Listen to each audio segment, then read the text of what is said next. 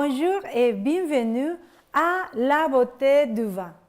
Je suis Susana Ochoa, je suis une sommelière mexicaine. J'étudie la sommellerie ici au Québec. Je vous invite à aller visiter, aimer ma page Facebook Susana Ochoa, La Beauté du Vin et participer dans tous les tirages qu'on fait et qu'on va faire. Pour janvier, on fait le tirage d'un souper pour 2 personnes chez Truchon à la Malbaie, à Charlevoix. Truchon Haute Gastronomie. Également, on fait le tirage d'un cadeau, un certificat cadeau de $50 pour les restaurants ici à Beaupré, la Casa Grecque. Donc, allez sur la page, participez, aimez la page et participez dans tous les tirages. Le premier événement qu'on va voir ici au Québec dans le 2019, c'est un salon qui s'appelle Bull Whisky et Compagnie. Ça va passer ici à Québec les 8 et 9 février à l'hôtel Hilton. Si vous voulez plus d'informations, allez sur la page samirabat.com, que c'est notre site pour nous les professionnels. Vous allez trouver tous les événements viticoles et gastronomiques. Dans le salon Bull Whisky et Compagnie qui va passer 8-9 février, vous allez trouver plus de 38 kiosques pour faire la dégustation, plus de 270 produits à déguster. Donc, je vous invite à aller sur samirabat.com pour toutes les informations. Québec devient de plus en plus touristique, surtout pour nous les Latinos. Juste dire Canada, c'est déjà très attirant. Dire Québec francophone, c'est beaucoup plus attirant. La côte de Beaupré et l'île d'Orléans sont déjà sur la route du vin et de la gastronomie. Par exemple, ici à Beaupré, à la côte de Beaupré, nous avons le domaine L'Ange Gardien, que c'est un domaine qui a un bon produit, c'est un vin fortifié, ici à Beaupré. À l'île d'Orléans. L'île d'Orléans, qui avant c'était l'île de Bacchus, est tellement très populaire en hébergement, gastronomie et aussi pour les cidreries et pour les vignobles. Et par exemple, les domaines Mona, Cassis, Mona et Fille au fond. Ils font des produits à base de cassis. Le cassis, c'est un petit fruit noir et assez acide que c'est rare de la manger directement. On la mange beaucoup plus en confiture, en gelée, en vin. Oui, messieurs, mesdames, oui, on fait du vin de cassis. On fait la liqueur de cassis également, que moi personnellement, ouais, on l'utilise beaucoup en la coctellerie, mais moi je l'utilise beaucoup plus sur la crème glacée. C'est bon. Dans l'île d'Orléans, on peut trouver également le domaine Bacchus, que c'est un pionnier des vignes ici au Québec. Et on peut trouver Saint-Pétronille, le vignoble Saint-Pétronille, et on peut trouver la cidrerie Bilodeau. On peut trouver également des mousseaux. Des meilleurs mousseaux québécois sont ici à l'île d'Orléans, la seigneurie de Lire. Savez-vous que la tomate, ainsi comme le cassis, c'est un fruit? Savez-vous qu'est-ce qu'on fait avec les tomates? En plus que c'est le 12e aliment plus consommé après la pomme de terre. On fait du vin. Aujourd'hui, ça me fait plaisir de vous présenter Pascal Mich, le producteur de Omerto. Bonjour Pascal, ça va bien? Bonjour Susanna, ça va bien et toi? Oui, donc vin de tomates. Oui, en somme, déjà, il faut bien expliquer qu'un vin, en Amérique du Nord, a l'appellation vin de tomate ou vin de petits fruits, quand c'est vinifié. D'accord. Si maintenant on serait sur l'Europe, c'est sûr qu'on ne pourrait pas appeler ça un vin, étant donné qu'un vin est consommé et fait seulement que de raisin. Alors ici, au fait, on a eu une bataille, bien sûr, pour faire reconnaître que la tomate était un fruit, parce qu'il y a beaucoup de gens qui pensent que la tomate est un légume. Oui, c'est ça. Mais tout ce qui vient d'une fleur qui contient pépins et noyaux est considéré, botaniquement parlant, un fruit. D'accord. Donc nous, on a travaillé la tomate ancestrale du Québec. Tout d'abord, le nom Omerto vient de mon arrière-grand-père qui s'appelait Omer. Et en Belgique, on a commencé ça en Belgique, je suis belge d'origine. On a commencé ça dans fin des années 30, en 1938 exactement, avoir une production de tomates qu'il ne savait plus que faire avec. Bien sûr, lui, il avait commencé à connaître la Première Guerre mondiale, il en connaît une deuxième, ce qui a fait qu'il a voulu transformer la tomate pour justement en faire une vinification. Il ne savait pas du tout ce que ça allait donner en bout de ligne. Donc, essai-erreur. La guerre est arrivée, bien sûr, pendant la guerre, on ne s'amuse pas à faire du vin, on essaye plutôt de se protéger plus qu'autre chose. Donc, c'est fin des années 50 qu'il a recommencé un peu son histoire, et pour essayer d'élaborer un peu plus alentour de la tomate. Essai-erreur toujours, et tout ça pour en arriver qu'en 1964, l'année où je suis né, j'ai été élevé par mes arrière-grands-parents. Et là, disons, j'ai eu tout un avantage, c'est d'avoir baigné dedans. Et c'est comme ça donc que j'ai commencé à travailler avec mon arrière-grand-père et à élaborer alentour de ce qu'il cultivait. Donc c'est comme ça, en fait, disons qu'on est arrivé par après à avoir un petit peu ce qui allait ressembler à ce qui ressemble aujourd'hui. Mais si on regarde un peu toute l'histoire, c'est 32 ans de recherche et développement alentour de la tomate. D'accord. Donc déjà, comme Susanna disait, c'est le fruit le plus consommé dans le monde et c'est un fruit malheureusement qui n'avait jamais été pensé à être vinifié. Donc là, voilà le grand mystère de la tomate qui est décelé. Donc l'avantage, c'est que ça n'a pas la couleur rouge telle qu'on pense de la tomate. Et par la même occasion, c'est qu'il n'y a pas de tanin dans la tomate. Donc, ce qui fait que vous n'aurez pas de rouge. Le côté astringent en bouche, vous ne l'aurez pas non plus. Il n'y a pas de sulfite dans la tomate. Il n'y a pas de sulfite dans nos vins non plus. Et par la même occasion, on est monté plus haut. On a certifié notre produit par une certification bio par Écossaire Canada. Donc, vous travaillez en bio, toujours? On travaille tout le temps en bio. On est certifié bio, absolument. Oui. Donc, toute la culture, toute la transformation est certifiée bio. D'accord. Et pourquoi est-ce que vous avez décidé de reprendre les ventes de tomates? C'est vraiment une innovation.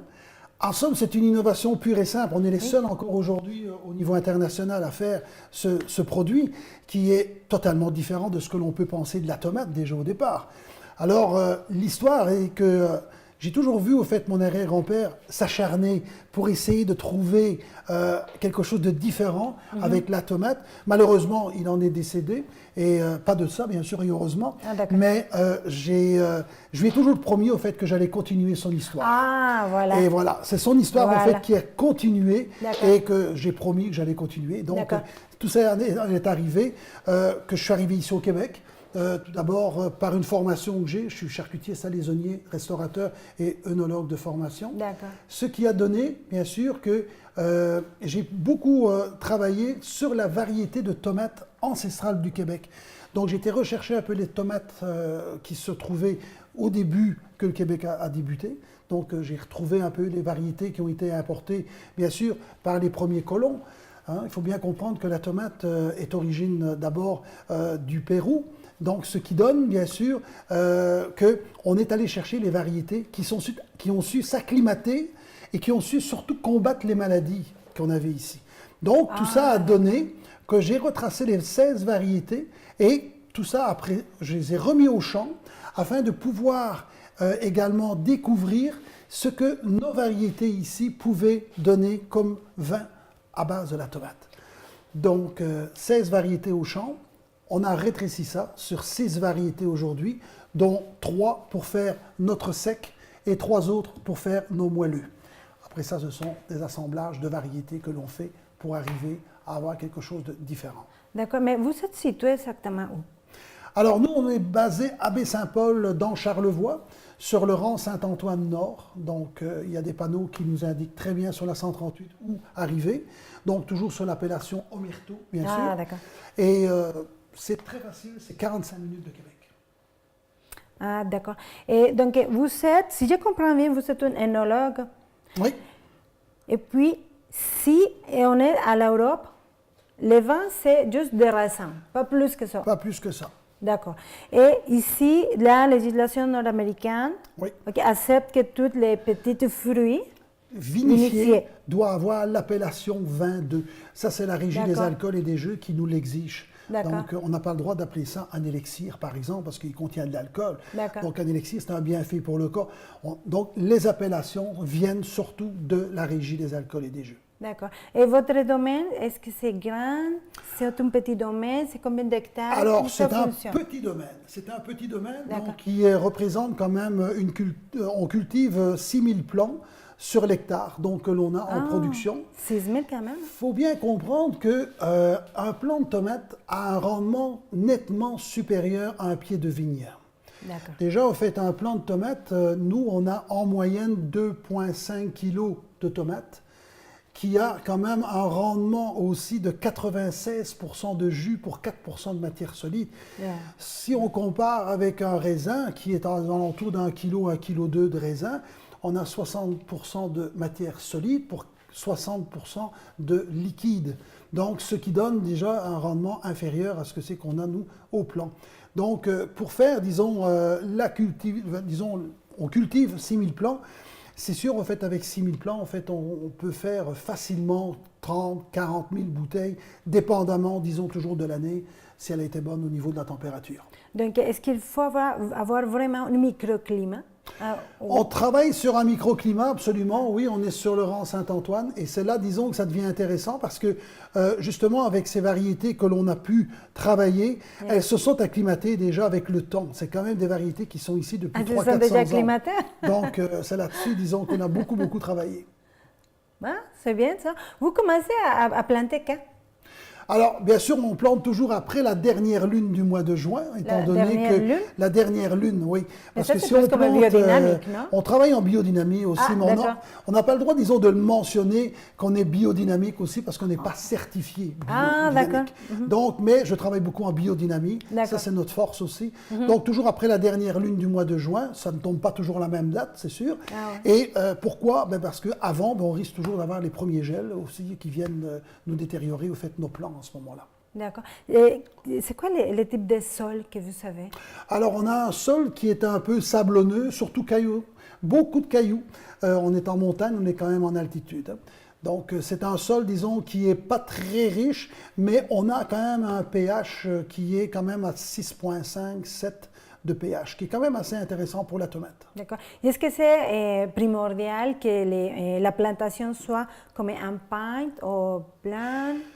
Ben nous, disons, on a travaillé surtout avec le relief que l'on a trouvé. Hein. Donc, d'abord, il faut bien penser que nous, on n'est pas du tout en serre. Nous sommes en plein champ. Ça fait toute une différence. Oui, oui. On n'a pas le droit de transformer le fruit qui était en serre pour en faire une vinification. Ça, c'est une législation aussi Régie des alcools. D'accord.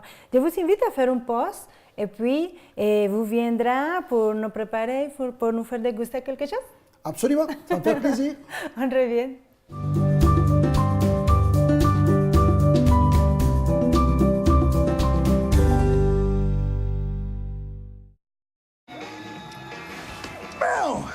Voyons, qu'est-ce que tu fais? Je vais faire le tour du monde à vélo. Mais voyons, tu fais pas de vélo. Tu vas même pas au dépanneur à pied. Je vais rouler jusqu'à Vancouver, la Mongolie, Madagascar, la Terre de Feu, l'Alaska, l'Australie. On part pas faire le tour du monde à vélo du jour au lendemain comme on ne prend pas sa retraite sans l'avoir préparée. Ça évite bien des mauvaises surprises. Une retraite, ça se planifie. T'es où? OK. J'arrive dans 30 minutes.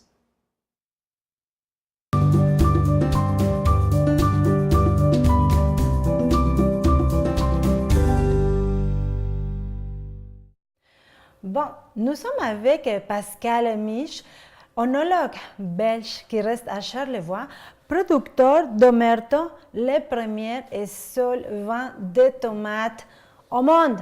produit de Québec. On est très fiers.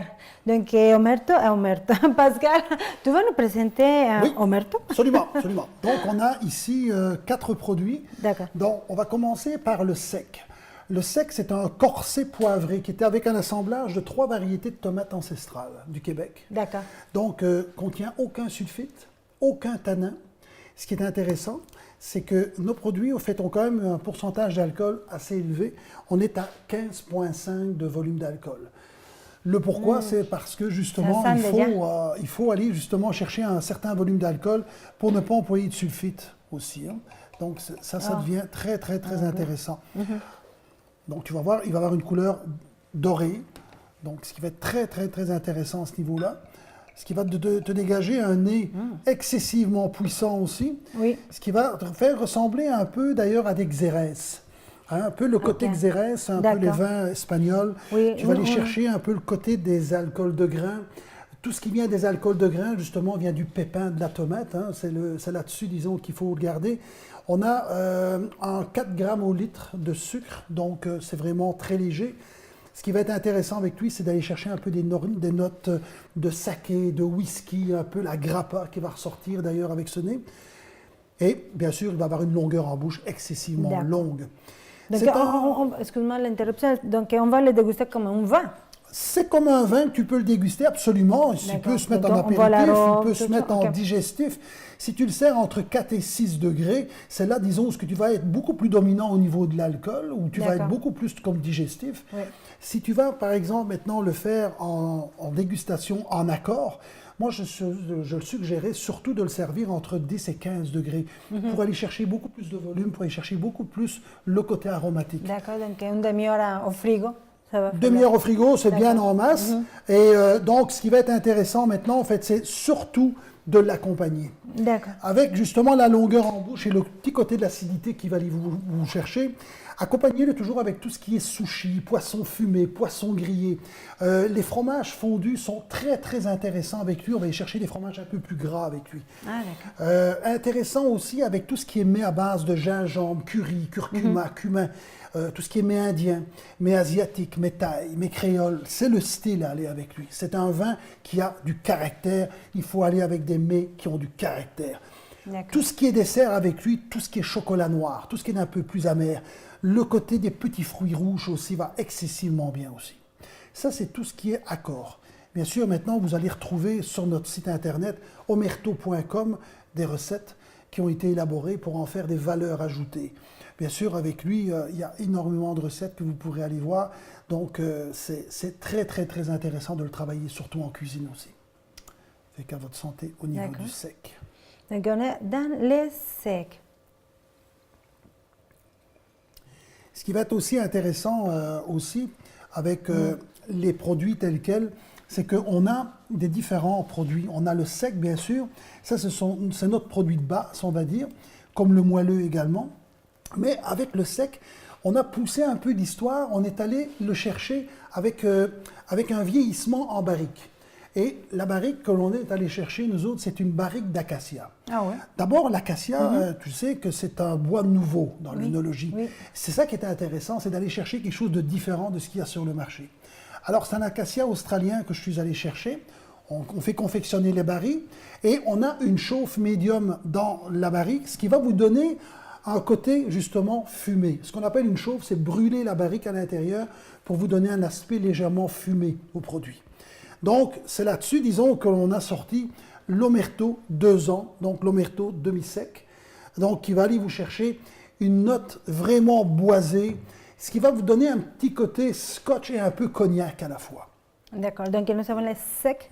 Oui, ensuite on a le demi-sec, oui. Donc il va vraiment aller chercher un peu plus de rondeur. C'est pour ça d'ailleurs que je l'appelle un peu le demi-sec. On est toujours à 4 grammes au litre quand même, mais on va aller chercher vraiment des notes beaucoup, beaucoup, beaucoup plus raffinées. 4 grammes C'est 4 grammes de sucre au litre, par litre. pas plus. OK. Donc c'est intéressant là comme produit avec tout ce qui est champignons sauvages, petites viandes de gibier vont très bien avec lui aussi, les bons fromages. Et alors ici, les fromages au Québec, on peut le dire, on est dans les meilleurs au niveau planétaire.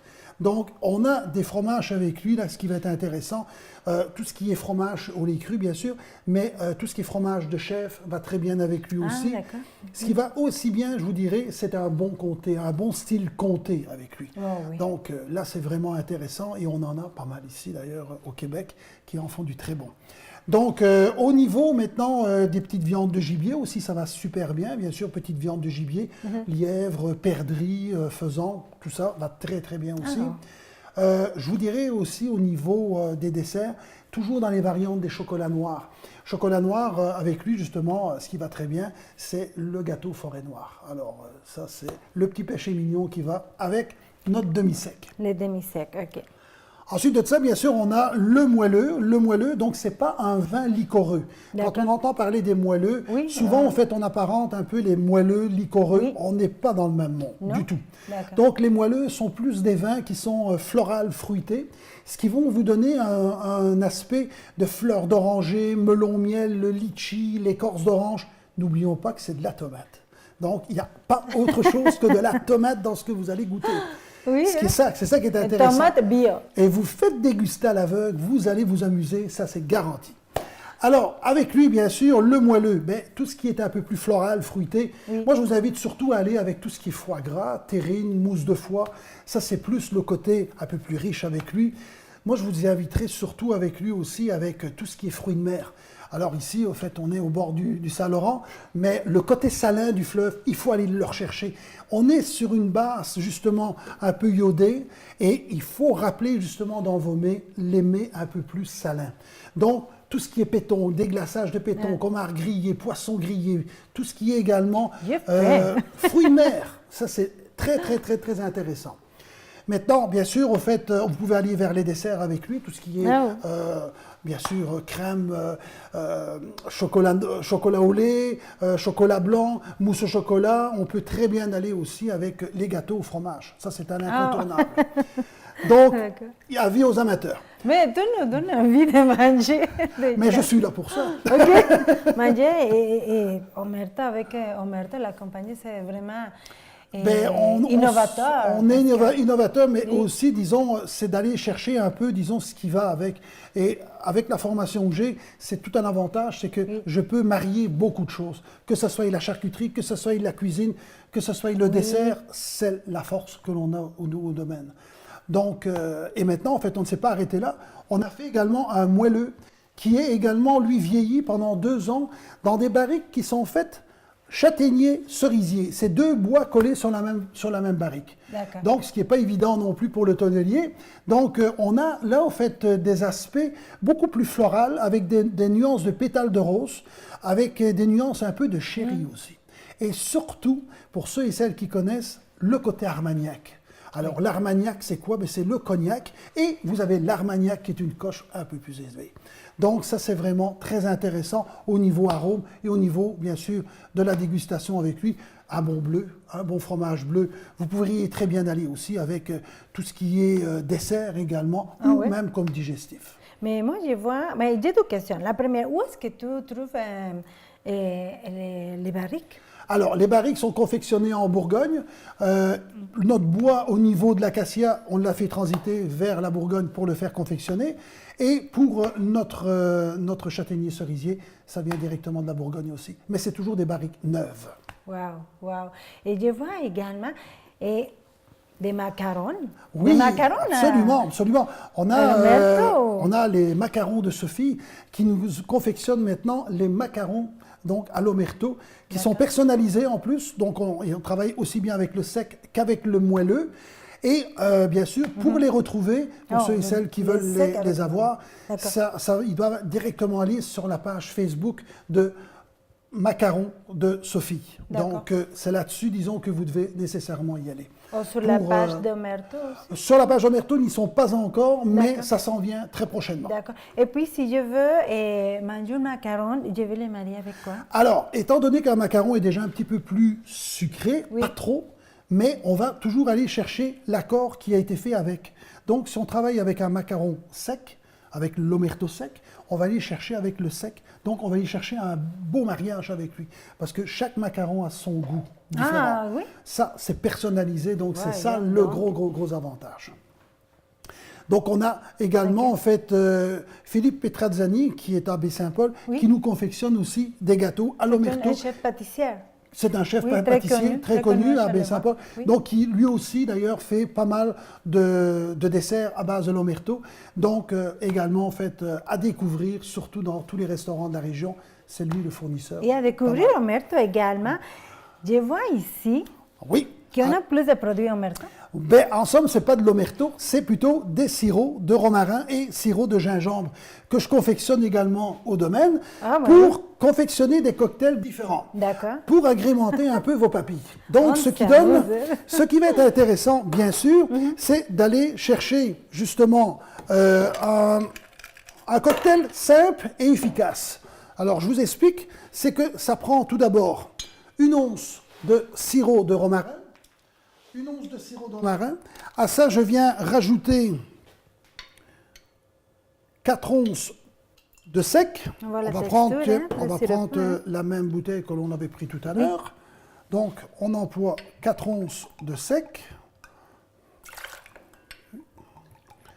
Et à ça, je viens rajouter la petite touche finale qui est la lime. Alors, la lime, tout simplement, quelques morceaux, je vous dirais un quart de lime pour l'équivalence de ce que je viens de mettre, 1 pour 4. D'accord. À ça, bien sûr, la magie va opérer en secouant. Il faut danser avec. Alors, on peut danser avec, bien sûr. Ce qui va être intéressant maintenant, c'est de le découvrir, le mix. D'accord.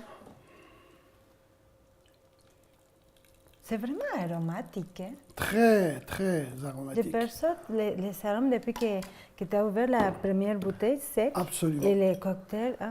Alors, un petit truc, on prend non pas une paille en plastique, mais on prend un macaroni. C'est biodégradable, pensons à notre planète, et on déguste. Macaroni À votre Omerto. santé. Bon. Ah, c'est très, très aromatique. Hein? Tu vois, tu vas voir, c'est très léger. On va aller chercher les vraiment des romarin. notes très, très, très, très, très intéressantes à ce niveau-là. Les romerins, là, on Oui, goûte les on va romerins. aller chercher justement le romarin. Par contre, il ne cache pas. Non. Les c'est- vins de tomates. On va aller chercher vraiment des Non. nuances assez intéressantes à ce niveau-là. Très rafraîchissant également. Hein? Oui, absolument.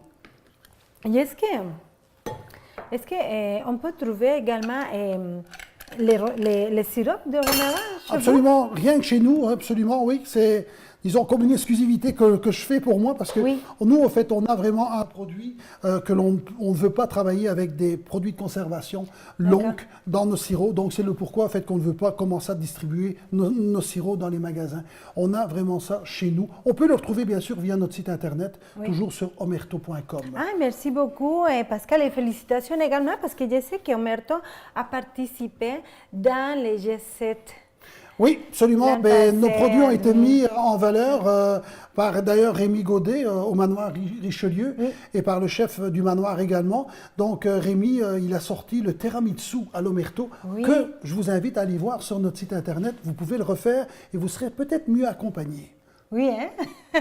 Merci beaucoup et beaucoup de succès. Et puis, vin de tomates, Omerto, élaboré par Pascal Mich, œnologue belge.